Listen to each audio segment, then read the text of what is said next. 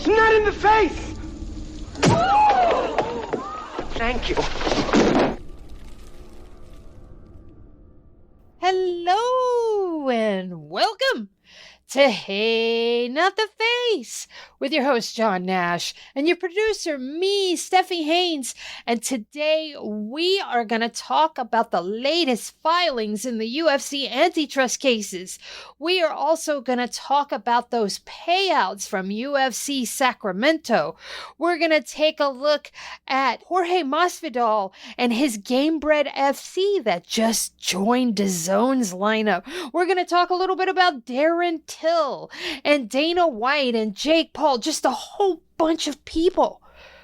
But before we get into all that, I'm going to recommend that you subscribe, because if you want access to everything we're going to talk about, you're going to need to do that, because our shows are split right down the middle. You get the first half for free, but the second half is behind a paywall. But don't worry, we charge a very small amount. We're on one of the lowest tiers. We just charge $5 a month and you get access to everything. And remember, paid subscribers also get access to all of those PDF downloads that John very graciously pays for. So if you're a paid subscriber, you get those for being a paid subscriber. But if you're not, you don't get access to those. You can only hear us talk about them for the first half of the show. If you cannot afford to subscribe, you can still help us out by sharing our work on your social media. So a little goes a long way, no matter which tier you're on. Now, John, how the heck are you? Because today's a sad day. Dolly Parton has passed away.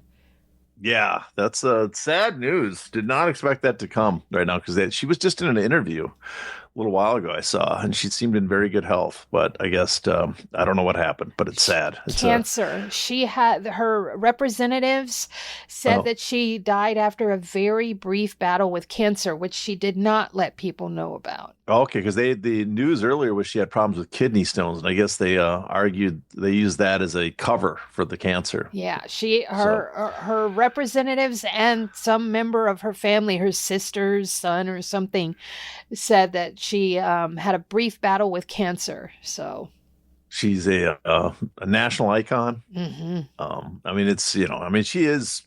It's sad. We're at that point where all the people I grew up with that I idolized or just admired or just enjoyed, they're all starting to vanish, and it's a sad, sad world. Her generosity did not have any bounds. No, she's insanely generous, insanely charitable.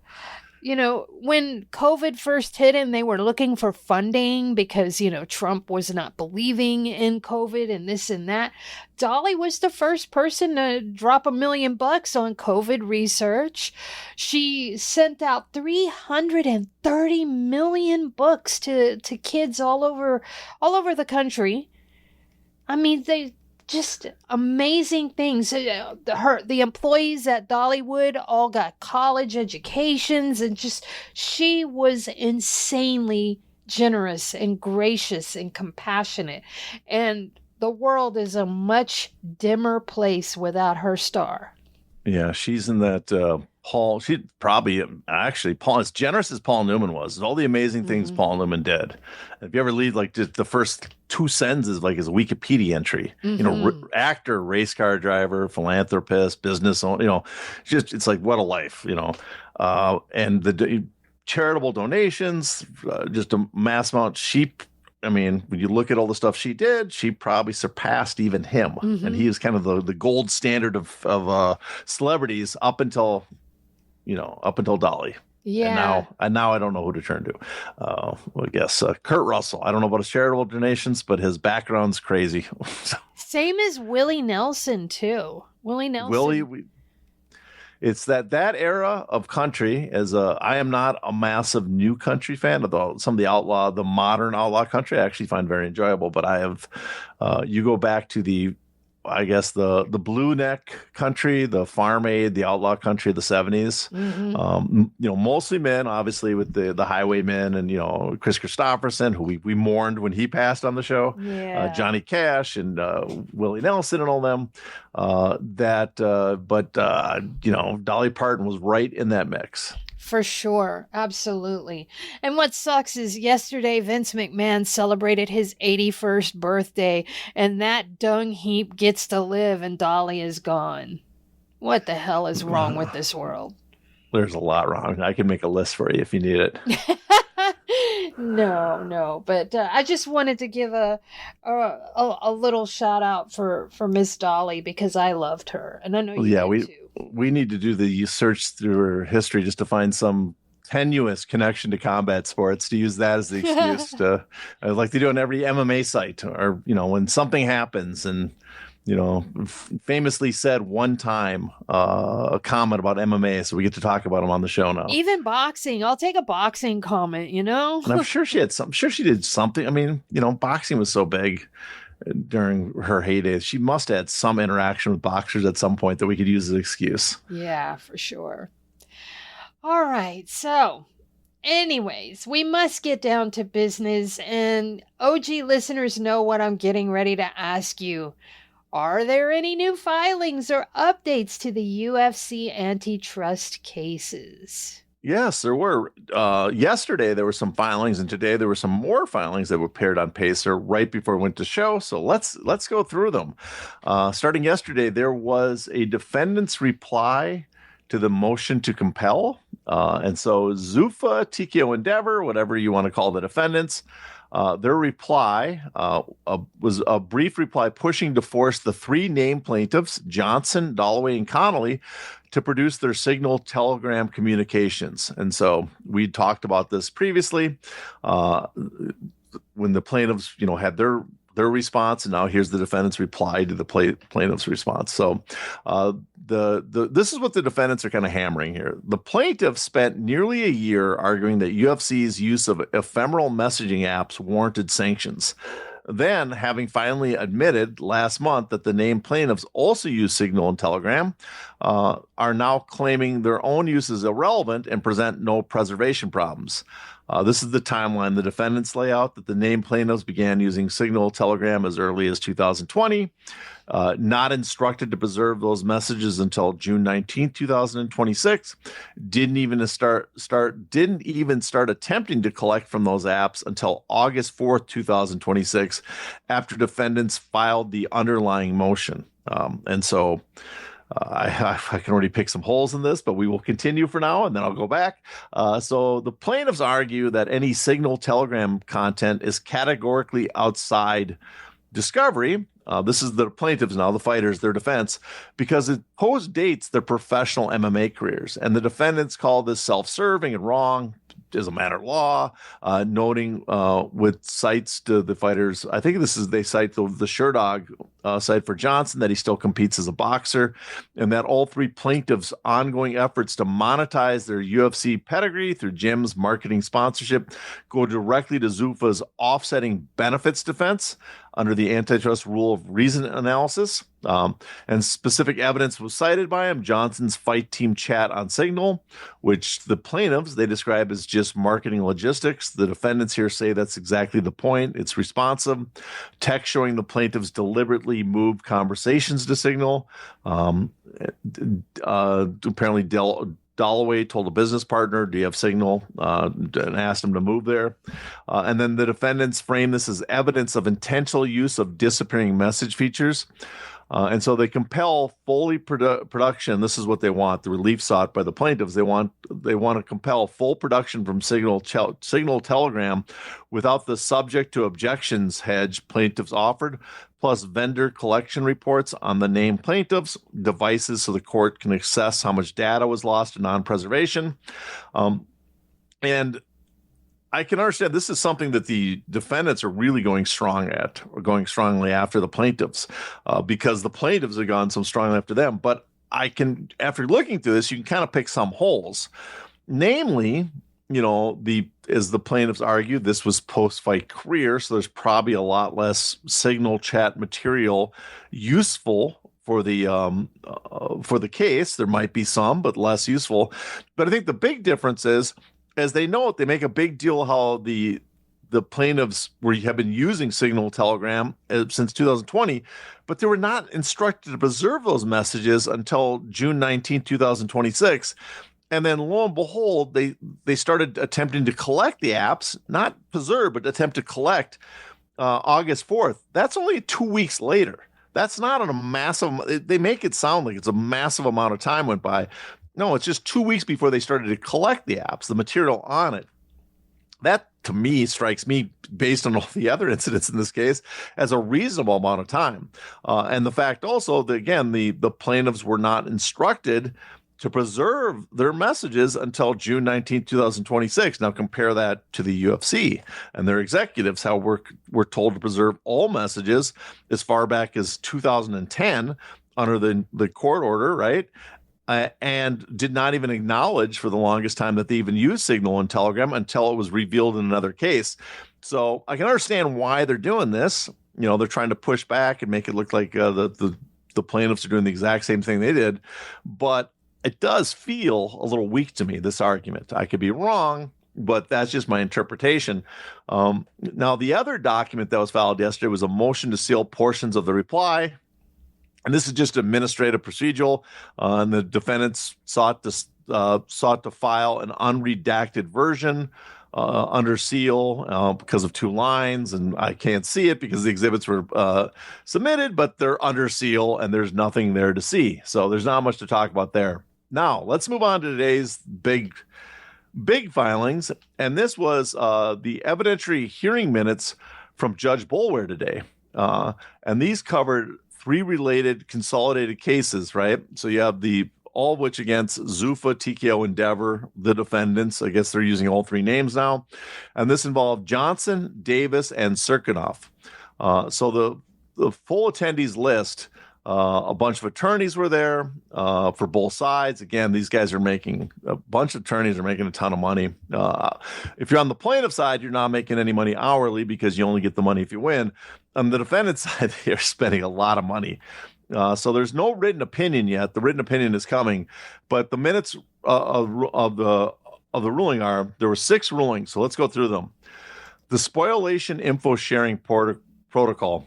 Per a July 9th order, the parties were supposed to meet, confer on a protocol letting plaintiffs' experts examine the defendants' electronic devices without breaching privilege. Defendants objected to plaintiffs' proposal, but never submitted a counterproposal. The court here is out of patience, and the defendants must file a counterproposal by August 20. This is a pre-order that just got revealed. So the counterproposal by August 20 has probably already happened, or the court adopts plaintiff's version by default. Search terms and custodians. The court adopts defendant's proposal. So this time it sided with the TKO, Endeavor, Zuffa. But notably adds the plaintiffs made persuasive arguments about missing discoverable material and preserves the plaintiff's right to seek sanctions for any discovery violations once fact discovery closes. And so that's kind of a meaningful hedge in the plaintiff's favor. Even as the ruling appears on paper, it appears to go on defendant's way, they've granted a pretty favorable hedge to the plaintiffs there. Interrogatories dispute, the plaintiffs or the parties, I should say, are ordered to meet and confer on the proper number following proposals by August 13. Parties scheduling, again, these are pre-existing orders that we just got now. Scheduling parties ordered to file a proposed schedule order by August 20th, pending motions to compel. Court says they'll rule on the substantive motions in due course, but in the meantime denies as moot the motion to compel in all 3 cases. And this is something worth flagging. This is a different earlier motion number than the single telegram motion to compel in the reply brief we looked at. So we shouldn't conflate the two. This ruling is riding on companion minute orders and rather than resolving the merits. And then there's a redaction substitution. Plaintiff's request to swap in a properly redacted version, which is granted. We haven't seen it yet, so I don't know. A status conference has been set for September 3rd, 2026 coming up. It's supposed to be at the minutes here say 1:30, but if you look at a separate filing, it says it shows it's been advanced to 11:30 a.m. So I think it's 11:30 a.m. and not at 1:30 p.m. Hopefully we'll have someone in attendance to be there to listen to what's going on and give us some updates of this. But right now, this is kind of the what we have to work with, and there seems to be some action, although I'm unsure at this time. I'll have to go through this and determine what really has been said by the judge here, because I have to go back and check what they're applying to, what previous motions these are applying to, but that's what the court orders that came out today. You said a mouthful, John. Yes, I did, didn't I? I deserve a drink of tea here because you do. You deserve a drink of tea, a shot of bourbon, whatever. But that was a lot. And there's going to be more, right? There's a lot more coming. Well, I expect more. The thing is, sometimes it seems like nothing's really happened. It's only when you look back at all the rulings and all the documents over the last couple months, you go, oh yeah, we've actually seen some progress in the case.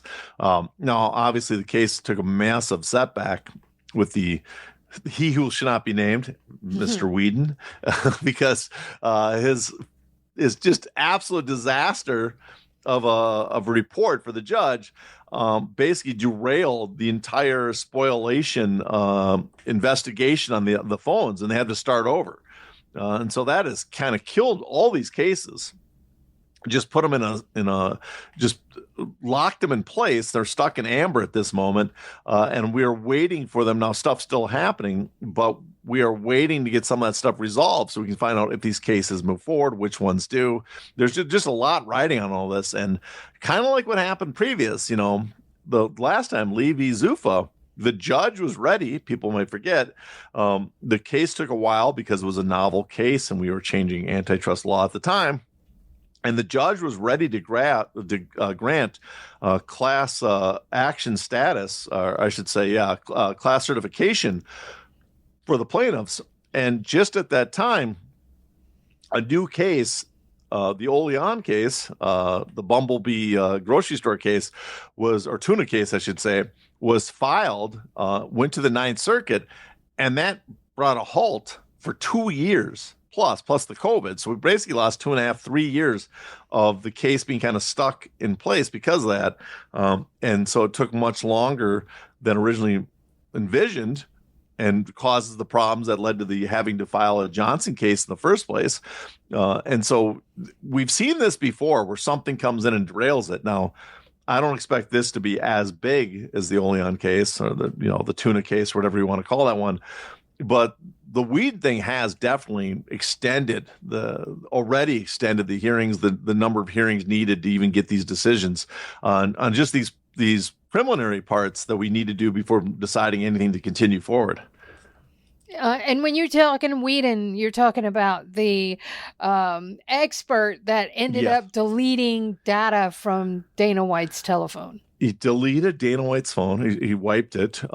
His report was full of errors. He changed his report on the stand. There's just a long list of mistakes. And again, I got to give credit to Chris from Jersey. I think that's his handle. Yeah. He's the one who pointed out to us how just when it was just coming out, the original report, and people were looking through it, not quite aware what they're saying. He's the one that put man, this looks like just gross negligence. Yeah. So we'll keep everyone updated as new filings arrive.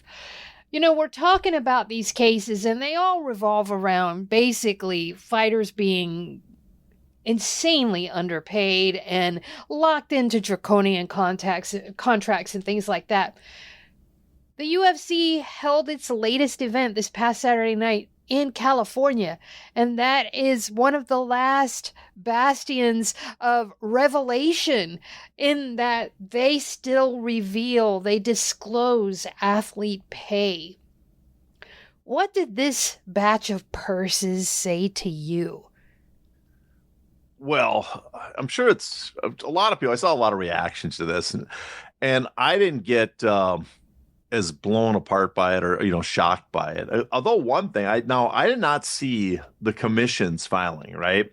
I did not see their exact filing, but I noticed on some of the ones repeating it, who had compiled it from the commission reports, and posted it, that for Spivak they had it listed his payout in pounds, and I am thinking that's a mistake by those guys, that they printed it in pounds and not dollars, or they fed the payouts report from the Athletic Commission, California State Athletic Commission, into an AI, and perhaps there's a wrinkle on the page, because what they do is they often scan it. And so sometimes, because I have California Athletic Commission payout sheets, they'll sometimes have a wrinkle on it, so you can't get it's hard to see what it actually says. And maybe it read $1 as a pound or something, because I've never seen the UFC pay in pounds, right? And so I just got a feeling that is just mistranscribed by some of the sites. I don't think they pay in pounds. So that's one thing I noticed. But overall, what I noticed is, I guess there's two ways to look at this. One is you look at it and it looks very similar to previous payouts, except for guys like, when you compare in the past, Gregory Rodriguez is making more than you would imagine a fighter a few years ago, right? That fighter is definitely making more in the UFC now from 5 years ago. And even an Anthony Hernandez, both of them, the main event guys, at the level they are, Petrino, those guys, they seem to be making more than what you would imagine fighters 5-6 years ago in the same category. But are they making that much more? The rest of the card seems to be very similar to what you've seen a few years ago. Now, in comparison to what other MMA promotions pay, and often what boxing promoters pay, when we look at boxing, non-massive pay-per-view boxing events for like Golden Boy or Top Rank, you'll look at it and say, "Oh, this UFC is very comparable. This card pays much better than them." And that there's some truth to that as well. But the part that I think everybody also is missing is how much the UFC is making on this card. One, compared to what those other promotions are, and two is, again, the UFC. As I bring this up all the time, people kind of forget.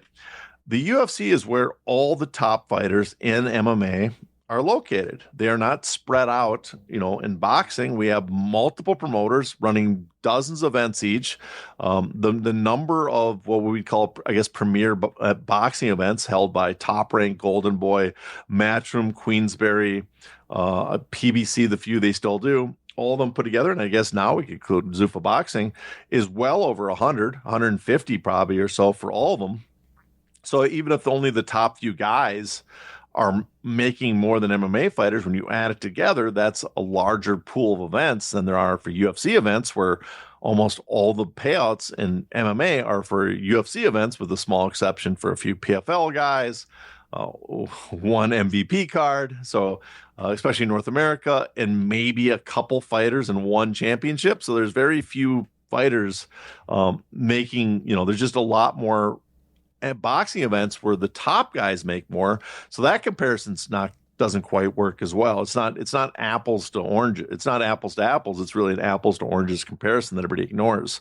If you look at all the payout releases in California, the only state that still does it, we can still tell, and there will be something coming out about this in the future, because I know someone working on this, is you can still look at it and you'll see that even though all the pay is not disclosed for the very top boxers and MMA fighters, because there are side letters and other parts of it that are not revealed to the commission, that it still resembles the report I had a couple years ago that showed that if you look across the entire distribution of boxing and MMA, the vast majority of MMA fighters, which the vast majority are outside the UFC. Globally, the UFC represents about 2 to 3% of all MMA bouts in the world, professional bouts that are kept track of. So distribution-wise, the vast majority of both boxers and MMA fighters don't make much. At the very top, we see that the very, very top, many more boxers make more. And at the median in California, we see that, and almost every other state I checked, at the median boxer makes a little bit more, 20 to 50% more than the median MMA fighter. So that still exists. So we are looking at the elite level of MMA when we look at the UFC cards. And so, if you look at just the pay alone compared to other entities, you're like, it's not bad. But I think what always gets people, what gets them riled up about this, gets them upset is when they see people getting, 12 and 12, right? Payouts, and you look at how much the UFC makes, and we can kind of estimate what the UFC makes based on previous disclosure. They have this new Paramount deal. Now, we don't know the exact amount, but when you compare that to the previous ESPN deal and you see how much it's gone up, I would imagine that for a fight night, the fight night card, the UFC is getting paid at minimum 10 million, which is what they were getting paid at the end for ESPN, close to that, but probably more around 15 million just from Paramount for the fight night. So, when you look at the grand total of pay, right, that the total payouts that they gave, which were, nothing to write. I mean, again, more impressive than everybody else. But what was the total that they paid out to everybody? Someone like 2.6 million, I believe it was. And I guess that someone totaled it up. It was 2.265 million. So $2,265,000. That's the pay that was shown on the payout sheet. But if we want to add the $500,000 in bonuses from the 6 $25,000 finishes and the 4 $100,000 performance and fight of the nights, you get to 2.765 thousand, or I should say 2.765 million total for all the fighters, which on, again, surface level, that's fine. But compared to, forget the Paramount deal right now, the gate alone in Sacramento was over 3 million. So the gate alone covered all these athlete payouts.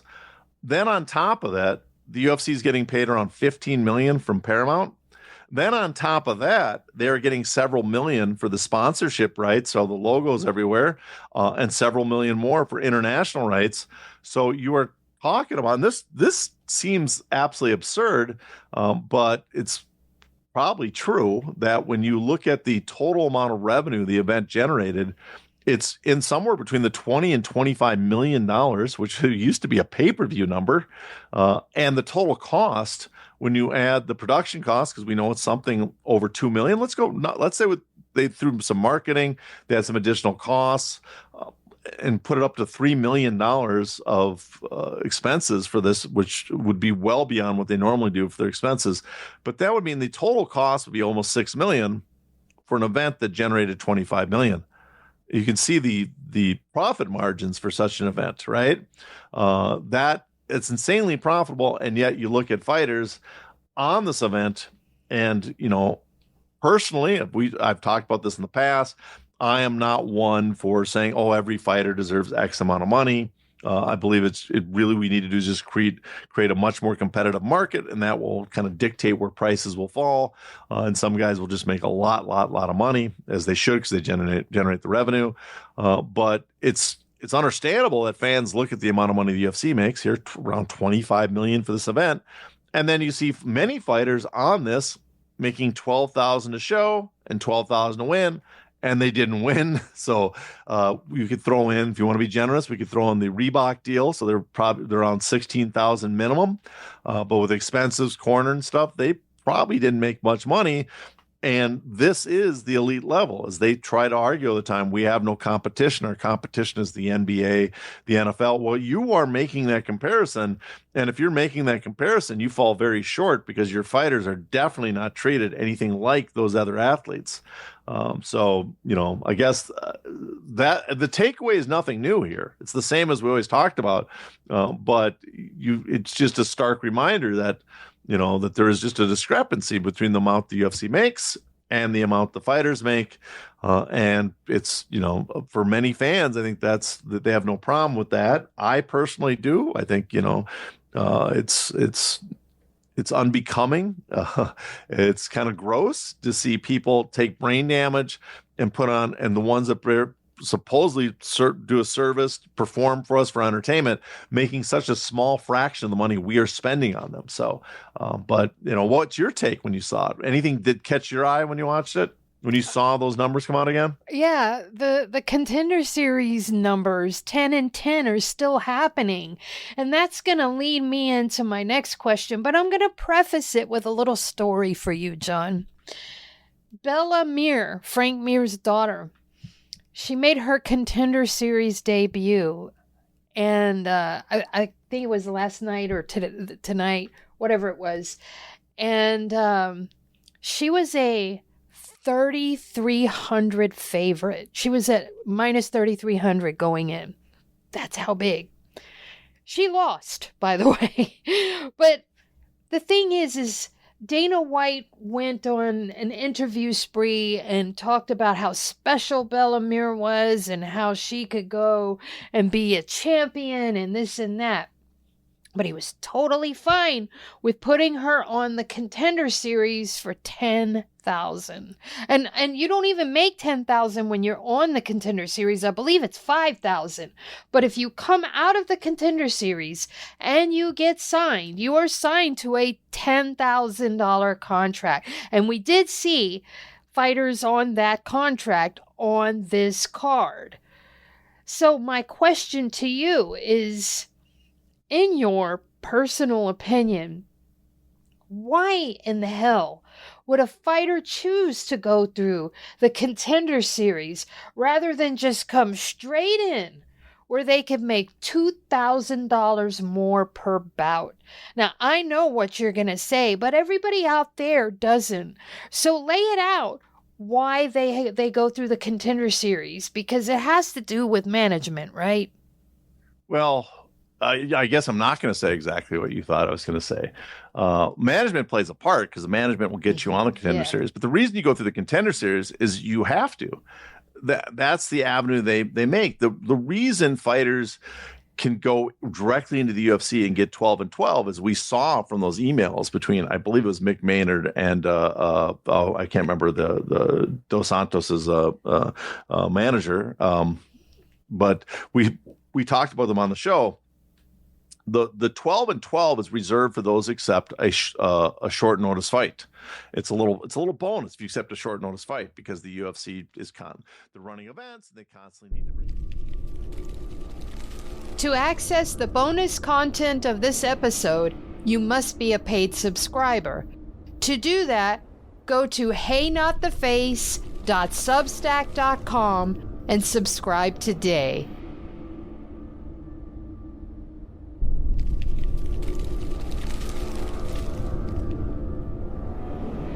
Ow!